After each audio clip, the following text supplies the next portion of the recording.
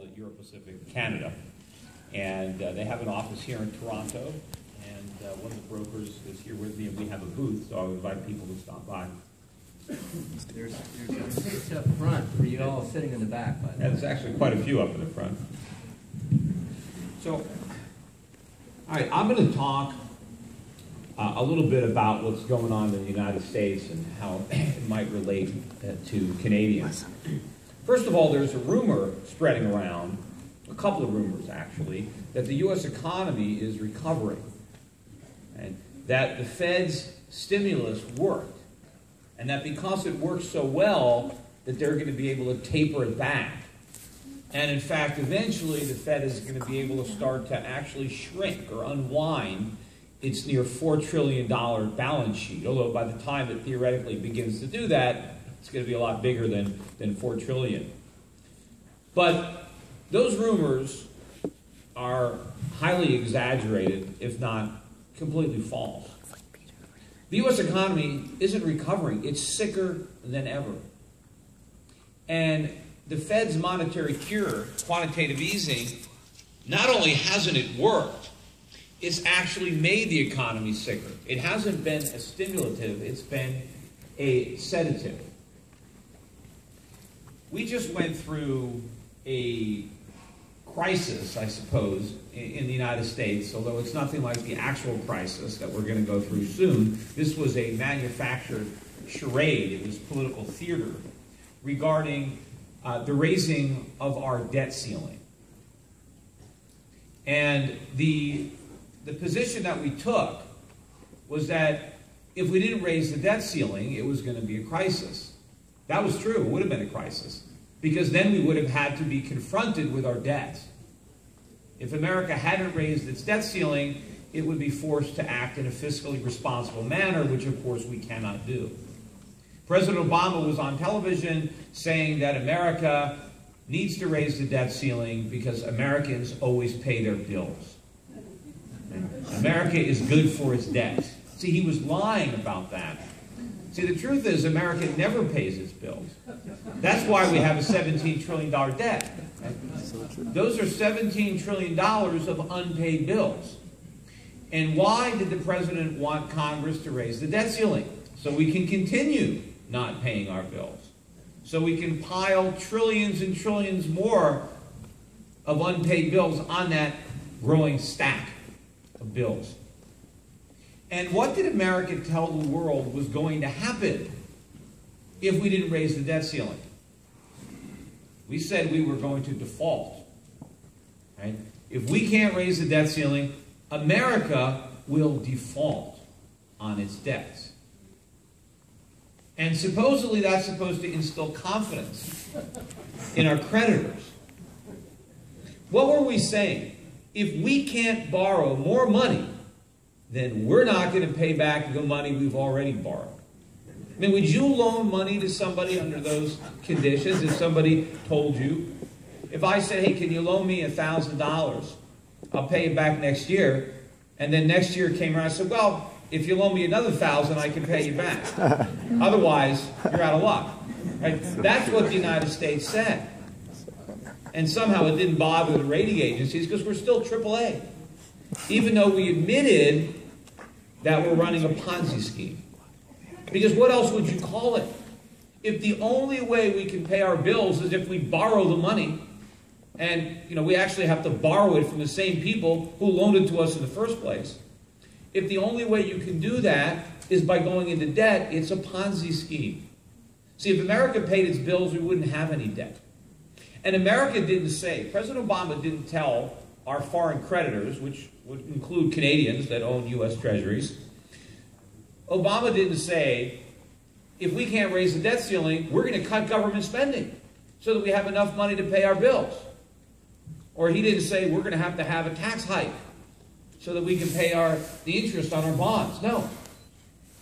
The president said, the very first thing we're going to do if we can't borrow more money is default on the money we already borrowed. That shows you how low on the totem pole the creditors are. How do you think the Chinese feel? They've got $2 trillion of treasuries and government agency debt from Fannie Mae and Freddie Mac. They've got $2 trillion worth of this basically worthless paper.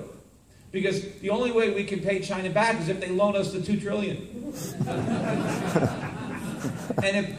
But it keeps going up because the debt gets bigger and bigger every year.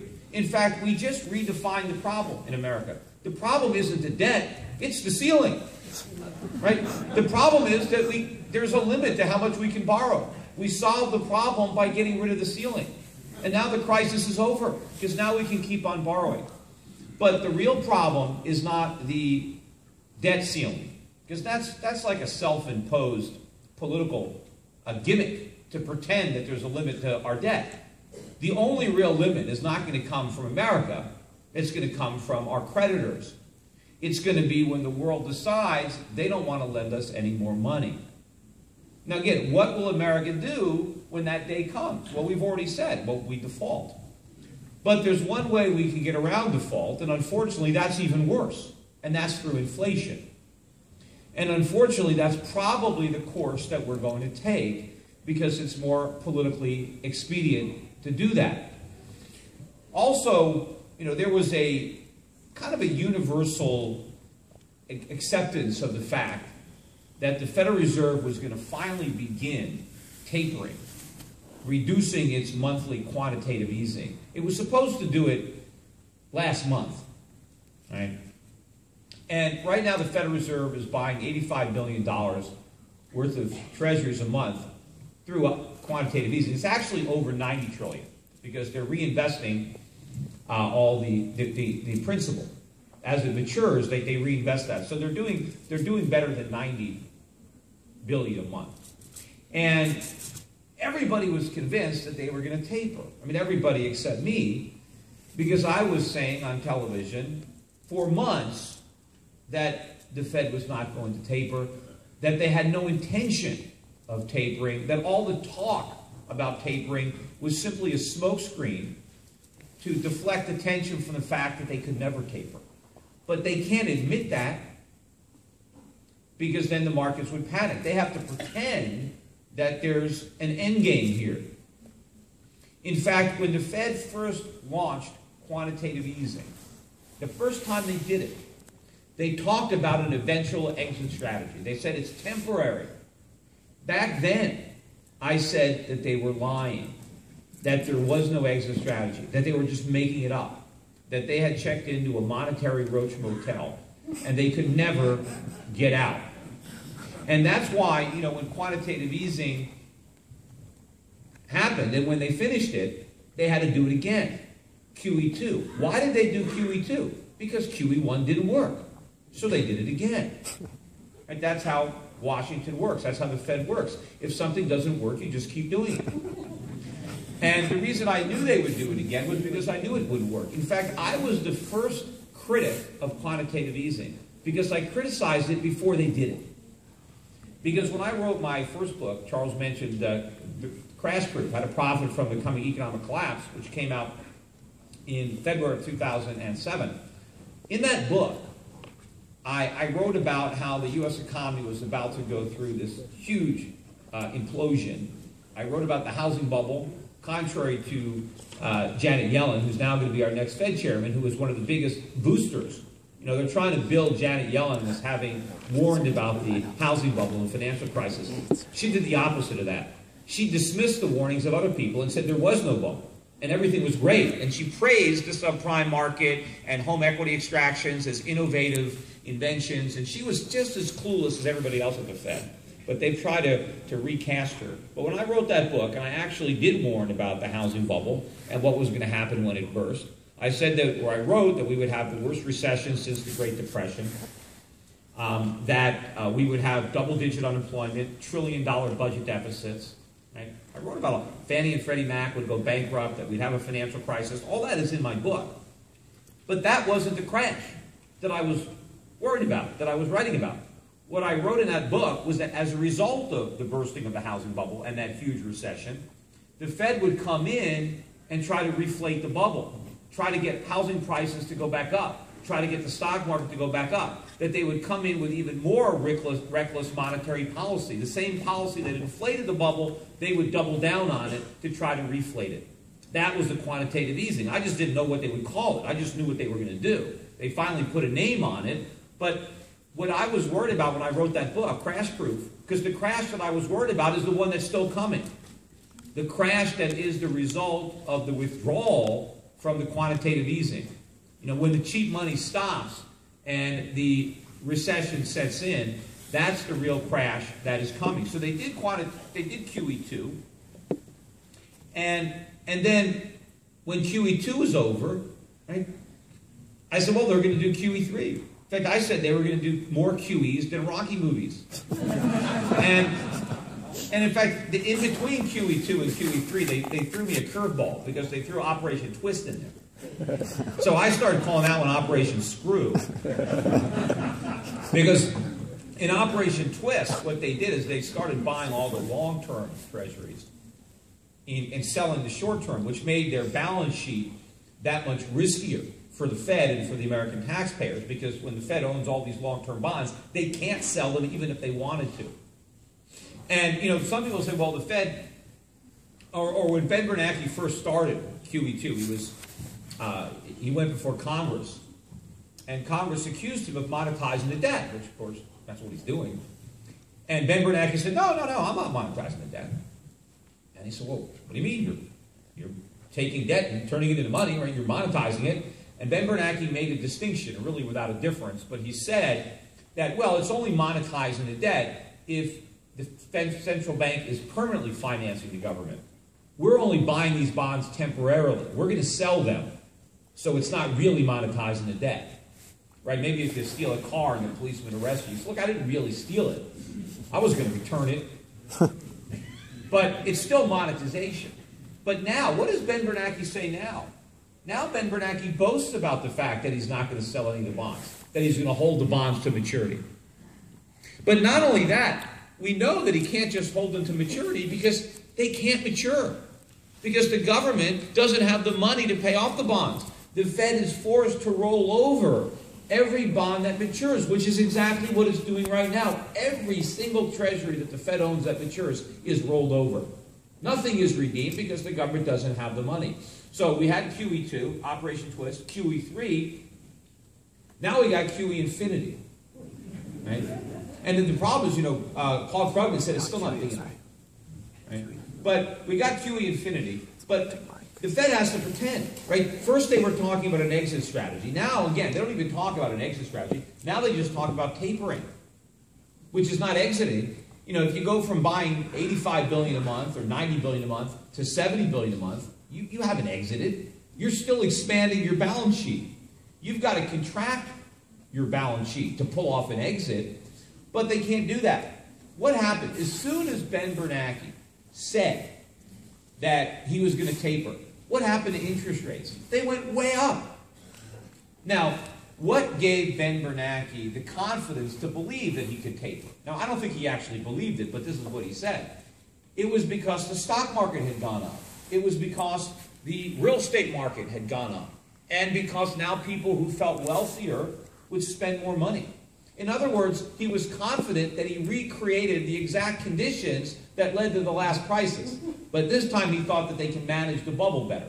But he thought we would have a recovery because of the increase in real estate prices. So he said, we're going to taper. Well, the minute he did that, interest rates shot up. Mortgage rates went up from 3.25%, 3.5%, up to 4.5%, 4.75%, and the housing market basically stopped. The only people who are buying houses now are hedge funds. They're the only ones that can afford them. It's rampant speculation, but the minute rates went up, now this whole phony recovery is going to implode.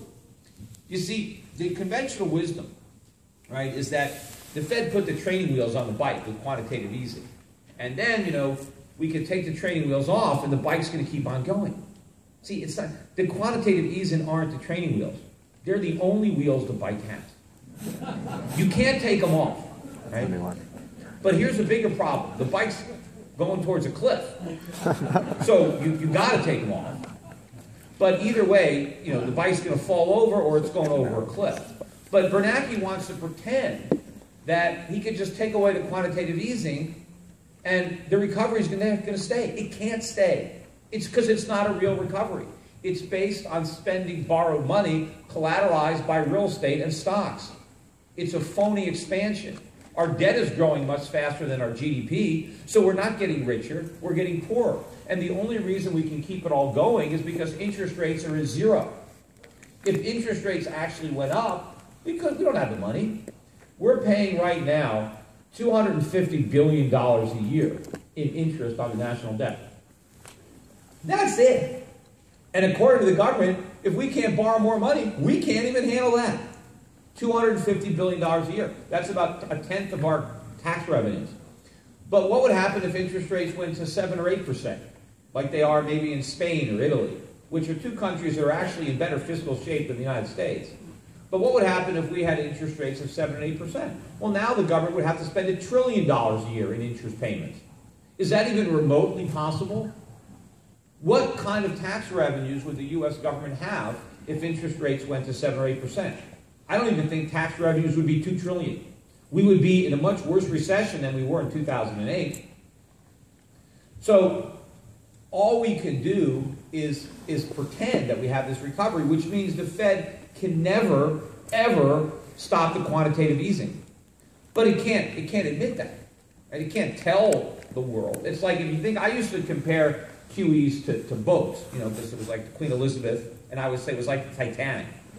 But now I think it's more like this airplane that Ben Bernanke is flying, although now he's going to hand over the controls to Janet Yellen, who knows even less about how to handle it than he does. But Ben Bernanke learned how to fly the plane. He learned how to take off, right? That's the easy part, starting quantitative easing. He knows how to take off. And he knows how to keep the plane in the air. He knows how to fly. But he doesn't have a clue how to land. Not a clue. But he can't tell the passengers that he doesn't know how to land the plane. Because then he's going to have panic. He can't let the markets know that you can't end QE, because then the dollar would crash right now. So he's up in the cockpit, maybe he's winging it, he's hoping, he's looking through the manuals, trying to figure it out. And he has to keep telling the passengers on the PA, well, you know, we're going to land, but it's just not right now. The weather's not quite right. We're going to have to circle for a little while longer. They have to keep on talking about it, just like they talk about ending quantitative easing or tapering, but he can't do it. But again, he's going to run out of gas. The plane is going down, but because he doesn't know how to land it, it is going to crash. And that ultimately is what's going to happen. Right? And I hear these economists, they try to say, well, you know, it is going to be difficult for the Fed to unwind its balance sheet. Difficult? It's impossible. If the Fed is the biggest buyer of treasuries in the world, how does the biggest buyer sell? To whom does it sell? Who's going to buy when the Fed wants out? Anybody? I mean, the only reason anybody is buying is because the Fed is there. Right? People want to buy to sell to the Fed. Nobody wants to buy from the Fed. You know, it's like people, you know, a difficult trick. This is kind of how I describe it. You know, a hard trick is to try to pull the tablecloth out from under the dishes. You know, that magician's trick, if you yank it right and you don't break any of the china. That's a tough trick, right? I mean, it's possible, though. It's difficult, but it's possible. See, what the Fed has to do is the Fed has to pull the table out from under the cloth and hope that everything else stays suspended in midair. It can't do it. Yet why so many people don't understand? I mean, to show you the complete lack of understanding in the market, during the debt ceiling crisis, or theater, Goldman Sachs came out and said, when we solve this crisis, when we raise the debt ceiling, it's a slam dunk sell for gold. Gold's going down to $1,000 an ounce. Maybe Dennis Gartman came out and said, yeah, gold's going to get killed right on the lows a couple days later. It looks horrible, it's going down. What, you know, gold's up better than $60 now since we raised the debt ceiling. But why does Wall Street get it so wrong? Wall Street looked at the crisis, right, as being not raising the debt ceiling. Well, had we not raised the debt ceiling, right, That might have been bad for gold. Why? Because that means fiscal responsibility. That means cuts in government spending. That means dealing with the problems. Why is any of that good for gold? What's good for gold is more debt, more government, and more inflation. And that's what we guaranteed when we raised that debt ceiling. Right? We guaranteed that the government keeps on getting bigger. And now, all the talk about tapering, right, that everybody was expecting, now they're dialing it back. Now they're saying, well, for a while they were saying they were going to taper in October. Now they're saying maybe they're going to do it in March. Right? They're not going to do it in March. You ever read the play Waiting for Godot? Right? This is what it's like to wait for the taper. It can't happen. But something is going to happen to force a change. But it's not going to be the Congress doing the right thing. Okay? It's going to be when our creditors wake up and realize the extent of the problems. So here in Canada, just the other day, you guys left your interest rates down at 1% and removed, I guess there was a statement that had been there that said, well, eventually we're going to have to raise rates. And they decided to take that statement away because they don't want the Canadian dollar to go up. The euro just hit a 2-year high. The Swiss franc hit a 2-year high. And now I read articles, oh, this is a problem for Germany. Why is that a problem? The Germans are getting wealthier, that's a problem. Your currency is getting stronger. The world is trapped in this situation right now where they feel that they have to prop up the United States and prop up the dollar so that we can keep buying their products. But the problem is we don't buy products. Right? People give us products. Right? Because buying connotes payment. Right? And we don't pay. Right? Yes, we give people our IOUs, we give people dollars, but we don't give them stuff that they can actually use, like the stuff that we get. They get dollars, and of course, which they promptly loan back to us by buying our treasuries, which they can never sell or ever redeem, because then we've already told them that we will default. But I think as they realize that there is no tightening coming, that it is just talk, and as the U.S. economy rolls back over into recession, which, by the way, it is doing, right? That is what's actually going on right now. I mean, we had this little blip in the market based on borrowing more money to buy stuff that we couldn't afford, and so we had a little bit of a move up in the GDP. But the only reason our GDP in the U.S. is going up is because the government is understating inflation. Right? The government claimed inflation is at a 50-year low. The government claims our inflation rate is not even 1.5%. In fact, for the GDP purposes, they claim it's 0.7%. That's how low our nominal GDP number is. But these numbers are phony. There's no way that inflation is that low. In fact, inflation is a problem all around the world. How could it not be a problem in America? I mean, part of the reason is we export a lot of our inflation to other people. That's one of our big exports is inflation, because we export money, and then other countries buy it up by printing their own money. But the government numbers aren't accurate. The same thing with the employment numbers. I mean, you would think, gee, the U.S. economy's recovered. Look, the unemployment rate has got all the way down to 7.2%. It used to be up above 8%. Well, why did it go down? Did it go down because unemployed people found jobs? No. It went down because the unemployed people stopped looking for jobs. They left the labor force. The labor force participation rate is the lowest it's been since the 1970s. And that was before most women joined the labor force. Because back then, their husbands could afford to support them. They didn't have to work. Now they have to work because their husbands can barely support themselves. And now you've got a lot of people that collect disability instead of unemployment. So they're not counted as unemployed. Now, they're not really disabled either. Right? I mean, the only disability they have is that they can't get a job. They just had some YouTube video of some guy that was like pushing up he was this big guy, and he knocked this big boulder down, right? But he was claiming he was disabled. But that's how you get you get money, but you're not counted as being unemployed. And there are a lot of Americans now that have crappy part-time jobs. People that used to have good jobs are now bartenders, they're waiters, they're cashiers, they're stock boys. They're doing menial jobs. They're probably still looking for actual jobs while they're collecting a part-time paycheck. But those people are not counted as unemployed, but they're underemployed. They're certainly not making enough money. And that's why if you look at credit card usage in the United States, it's at record highs. Why are Americans using their credit cards? They're not using it to buy the stuff that they want. They're using it to buy the stuff that they need. They're putting their food on the credit cards.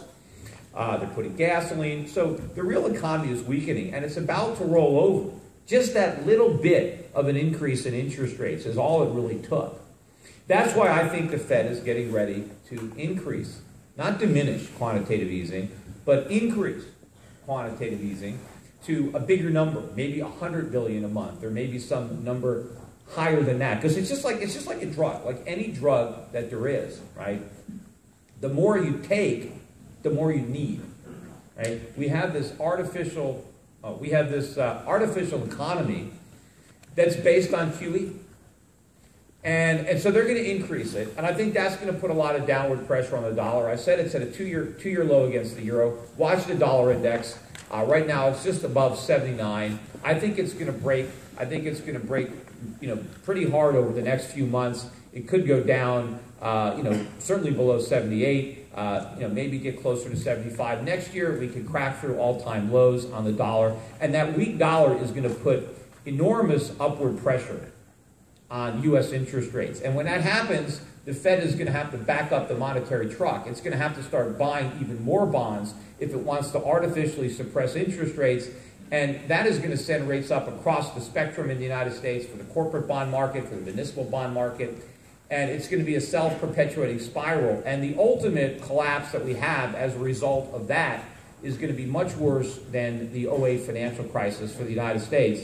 Because either we're going to do the right thing, we're going to let interest rates go way up, and the markets are going to implode. The big banks that we bailed out are going to fail.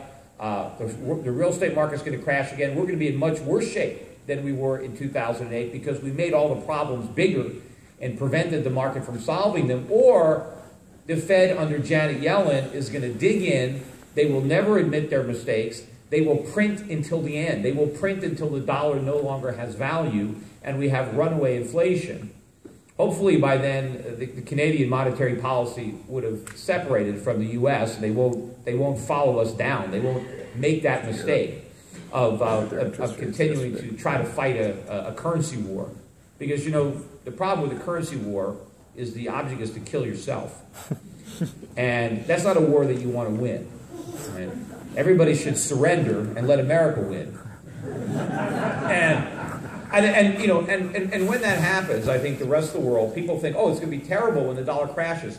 The world can breathe a sigh of relief because they won't have to buy our treasuries anymore. They won't have to ship us goods that we can't pay for. So the rest of the world is going to see a big boom when it no longer has to support the United States. My hope as an American is that we learn a lesson from that, and we take the opportunity to change our economy, to rediscover free markets and sound money and limited government, and undo all the things that we've done over the years that have so undermined our economy. But I know that I'm out of time, so I'm going to be back at the booth if anybody wants to chat. I do have a workshop tomorrow, so look for. I think it's in the program. I forget the time, but it's tomorrow around. So I'll be around. Thanks, everybody.